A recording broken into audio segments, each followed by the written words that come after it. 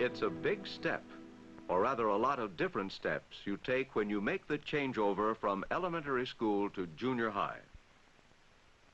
So much is different here in this new school that many young people need help in getting off to a good start. In the next few minutes, we're going to turn a lens on this institution called junior high to see which steps can help you get off to a good start.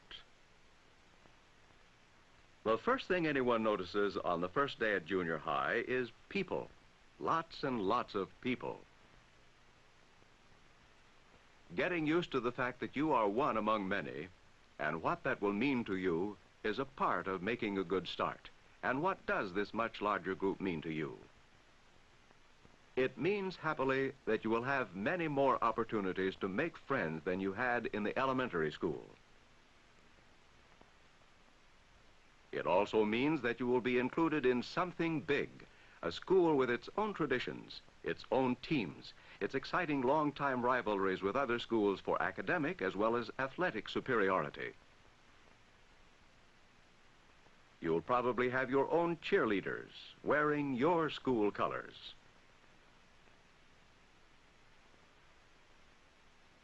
And maybe you'll even wear those colors yourself as you share in the fun of singing your school song or urging on the team with your school cheers. But being a part of a much larger group also means that the competition will be tougher. If you've been tops in your class before, it can be a jolt to discover that there are other people who are smarter, or more attractive, or more popular, or more skilled than you are. And if you haven't been particularly outstanding before, it may be discouraging to find out how many more there are ahead of you now than there used to be. But remember, you are still you with the same abilities you had before.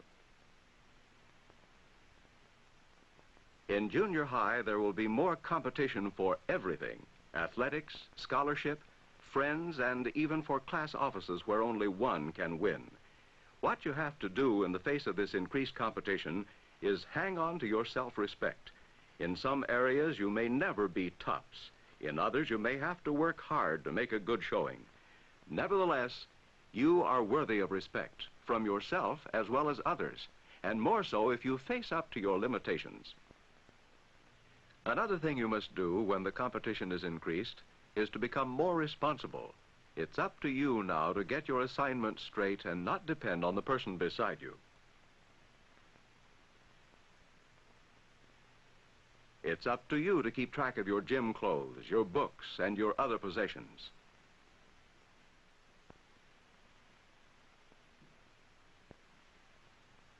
It's up to you to get to class on time, prepared for the test or whatever else the teacher has said the period will be devoted to.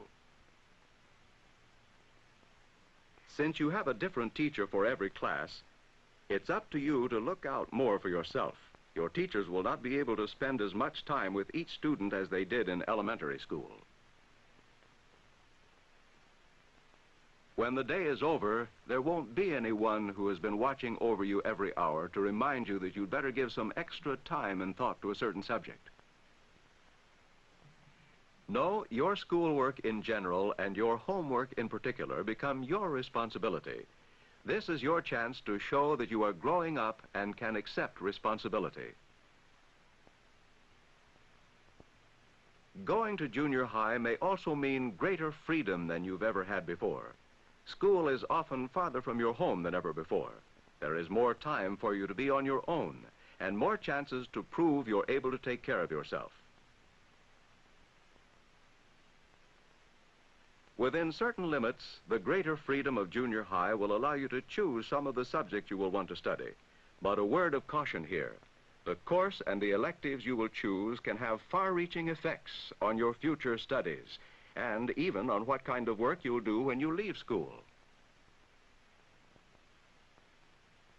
You can get helpful advice from your school counselor, who is anxious to talk with both you and your parents about a choice of courses and any other problems you may have.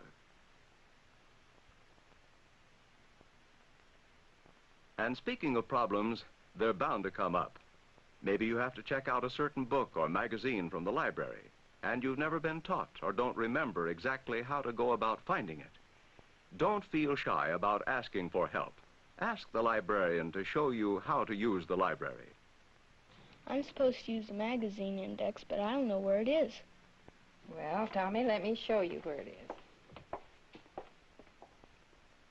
Maybe you've been given your first big reading assignment, and you discover that you read too slowly to get all your outside reading done. Tell the reading specialist or your teacher. You shouldn't be ashamed if you have a reading problem. You only hurt yourself if you let it go on when there's help available.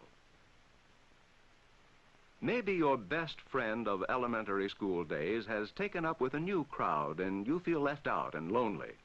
If this is a problem for you, take a look at yourself to see why you're left out. Usually people group together because they have common interests. If they have a common interest in talking about popular singing stars and that's not for you, be yourself. Find out what is best for you. Broaden your interests. Develop a variety of interests, and you will gradually become a part of a new group of friends.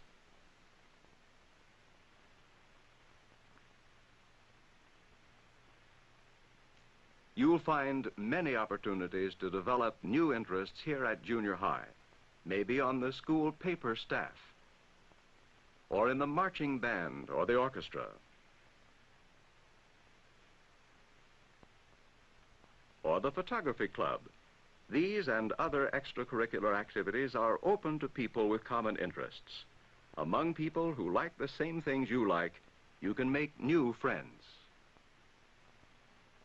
Friends are made, remember.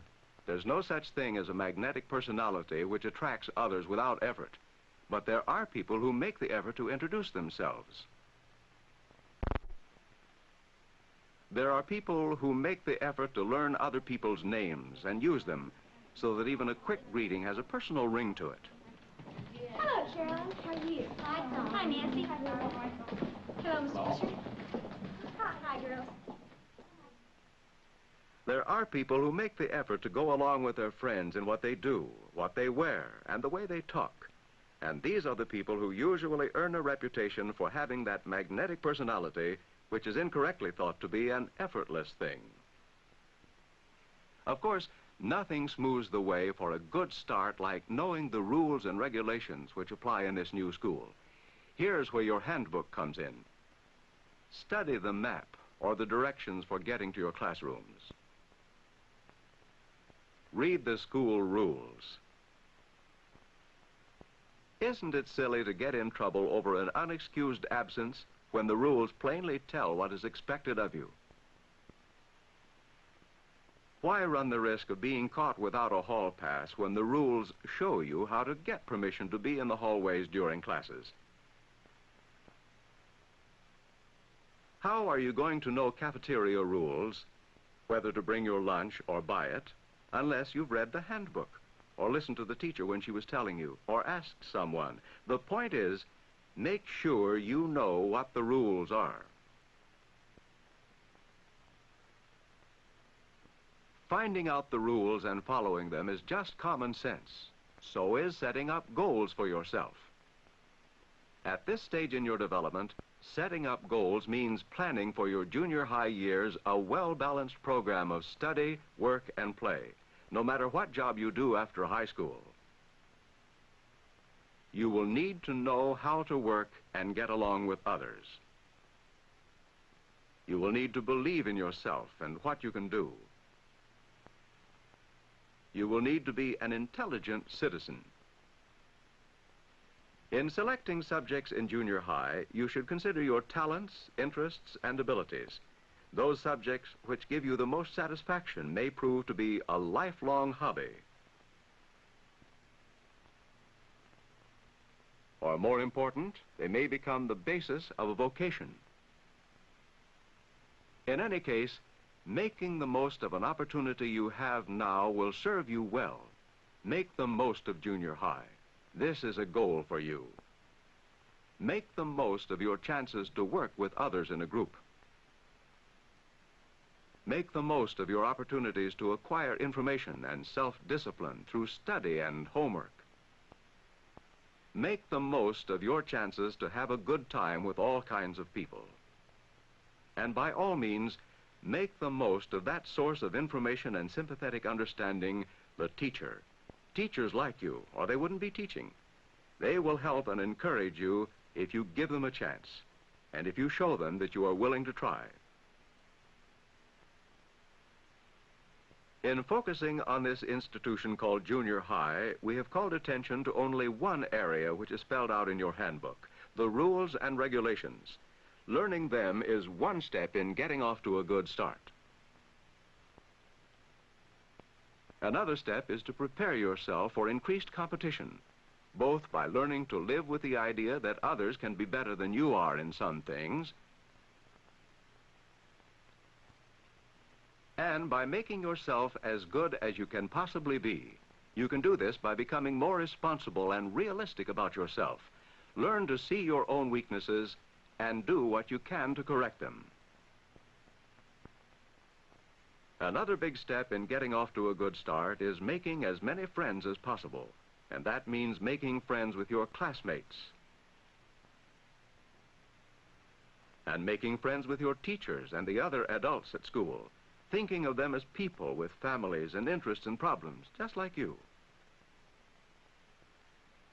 However, the most important idea of all is to set for yourself the goal of making the most of every opportunity to work, to study, to have fun. Do just a little bit more than you think you can, and you will be off to a good start.